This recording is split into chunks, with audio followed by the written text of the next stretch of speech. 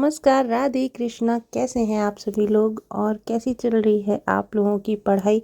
अभी सुबह का 6 बज रहा है और कोहरा देख रहे हैं आप, लग रहा है जैसे घर में ही आ जाएगा। तो अभी मुझे 10-11 दिन का ब्रेक हो गया है पढ़ाई से, तो अभी सुबह उठने में फिर से उतनी ही मेहनत करनी पड़ेगी। तो अभी मैं उठ गई हूँ और जब तक पानी वगैरह गर्म हुआ तब तक मैंने घर के सारे काम ख़त्म कर दिए, नहाकर पूजा भी कर ली और अब बैठते हैं पढ़ाई करने। आज है संडे तो टेंशन नहीं है कुछ भी कि ऑनलाइन क्लास आ जाएगी, क्योंकि जब से कुंभ शुरू हुआ है अयांश की ऑनलाइन क्लास ही चल रही है। तो आज संडे है, वो भी टेंशन नहीं है। और अभी मैंने पॉलिटी स्टार्ट किया है क्योंकि ज्योग्राफी तो मेरा बीच में ही छूट गया। पॉलिटी में कर रही हूँ लक्ष्मीकांत की बुक से, वर्ल्ड फेमस है जो, उससे। थैंक यू सो मच अपना शार्पनर देने के लिए। मोस्ट गैया गैया गैया का बछड़ा, गैया का बछड़ा, गैया गुड़ खाए। हाँ गैया गुड़ खाए। एक खाए। बोल दिया जब तुमने बोला था ना, हाँ मैं समझ गई थी, तभी खेल कर रहे हो। मैंने खाए वाला तब आपने बंद करो। जा रही हूँ मैं भी पढ़ने। वर्ड मीनिंग लर्न करके मुझे देना, फिर मैं सुनूंगी, ठीक है? प्रॉमिस प्रॉमिस करो। मुझे इतने ज़्यादा कमेंट आ रहे थे और सारे कमेंट मैंने होल्ड करके रखे थे कि एक साथ सबके आंसर दूंगी। तो बहुत सारे कमेंट तो ये हैं कि मेरी एज 30 हो गई है और अब मैं पढ़ाई कैसे करूं और बच्चों के साथ कैसे पढ़ाई करूं, बच्चों के साथ। और इन लॉज अगर कुछ बोलते हैं तो सारी गुस्सा हम बच्चों पे निकाल देते हैं और बच्चों को दूसरे रूम में बंद करके हम पढ़ाई करते हैं तो रिग्रेट होता है। तो पहली बात तो ये देखिए, मैं एक एक कमेंट का आंसर देती हूँ कि हम 30 के हो गए हैं, 33 के हो गए, 35 के हो गए हैं, मैटर नहीं करता है। मैटर ये करता है कि कब हम अपने लिए खड़े हुए हैं, कब हम अपने लिए जागे हैं, ठीक है? तो आप जिस भी एज में हैं आप शुरू कर दीजिए। मेहनत का कोई विकल्प नहीं होता है।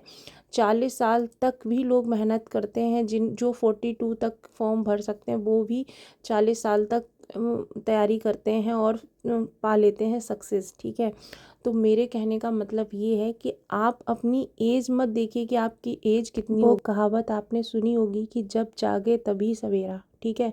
और ऐसा नहीं है कि आपके अंदर वो ताकत नहीं है कि आप नहीं कर सकती। आप ये जो हर काम को समय पे करती हैं, हर किसी को समय पे चीज़ देती हैं, लेकिन आपने सीखा ना, तो वही चीज़ है। अपने टाइम मैनेजमेंट इतना अच्छा करिए कि जब आप पढ़ाई कर रहे हों तो फिर कोई प्रॉब्लम ना हो। और रही बात बच्चों के साथ कैसे पढ़ाई करें, तो देखिए बच्चों को अपने हिसाब से डालना शुरू करिए, अपने हिसाब से उनको बैठाना शुरू करिए। उनकी पहले तो स्पून फीडिंग बंद करिए। अगर आपके बच्चे छोटे हैं 3 साल के, 2.5 साल के, 4 साल के, तो उनको आप समय दीजिए, लेकिन इतना समय भी मत दीजिएगा कि आप अपना ही समय बर्बाद कर लें। और आपके बच्चे अगर थोड़े से बड़े हैं, जैसे मेरा बेटा क्लास 4 में है, तो आप उसको काम दीजिए, उसको समझाइए और उसको खुद से करने दीजिए। देखिए कल जब आपकी जॉब लग जाएगी तो इनको एक आदत होनी चाहिए कि हाँ मुझे अपना होमवर्क खुद से करना है, ठीक है? या ट्यूशन टीचर वगैरह जो भी आएंगे तो हमको खुद से बैठना है। इनको मम्मा की आदत नहीं होनी चाहिए। और जो इन लॉज हमको कुछ बोलते हैं और हम गुस्सा बच्चों पे निकालते हैं, तो ये चीज़ आप बहुत ज़्यादा गलत करते हैं।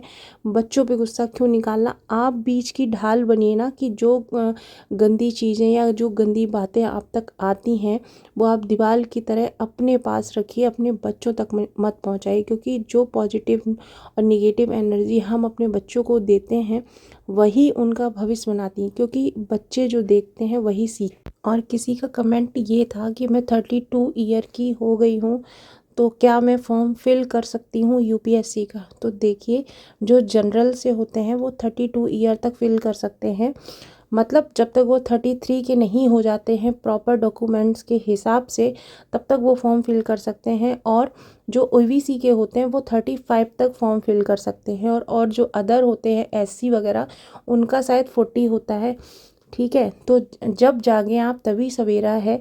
और ये हार मत मानिए कि आपकी 32 हो गई है, अब आप यूपीएससी का फॉर्म नहीं भर सकते।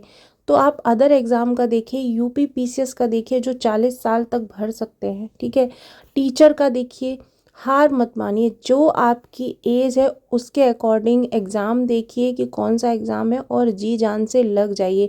फिर एज मत देखिए कि कितनी हो गई, अटेम्प्ट मत देखिए कि कितने बचे हैं, बस ये सोचिए कि ये लास्ट अटेम्प्ट है, इसमें मैं जो करूँगा वो करूँगा अच्छे से, और बाकी फिर देखा जाएगा। और फिर जब एग्ज़ाम आता है नहीं अच्छा होता है वो अलग बात है। जब हमारा एग्ज़ाम ख़राब होता है ना, तो वो एग्ज़ाम नहीं ख़राब होता है, एग्ज़ाम वो हमारा नहीं ख़राब होता है, वो हर किसी का एग्ज़ाम ख़राब होता है, क्योंकि एग्ज़ाम पेपर ही ऐसा आया हुआ होता है। आप अपने ऊपर जब काम करेंगे ना, तो हर एग्ज़ाम में आप कुछ ना कुछ सीखेंगे, कुछ ना कुछ प्लस होगा।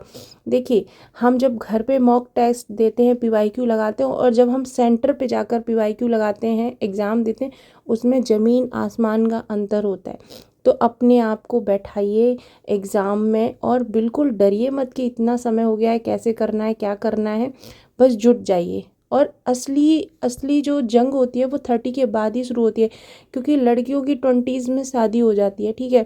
जब तक वो संभालती हैं परिवार को, बच्चे संभालती हैं, पूरी गृहस्थी देखती हैं, तब तक वो 30 क्रॉस कर चुकी होती है। फिर उनको समझ में आता है कि भाई अपने लिए भी कुछ करना था, अपने लिए भी कुछ कमाना था। तब उनको समझ में आता है जब उनकी 30 क्रॉस हो जाती है, ठीक है। तो कोई बात नहीं है, जब हम जागे हैं तभी सवेरा है, अभी हम जुट जाएंगे, ठीक है। अभी शाम का खाना हो चुका है, मैं अयांश को 1 घंटा बैठा के हिंदी पढ़ाई हूँ।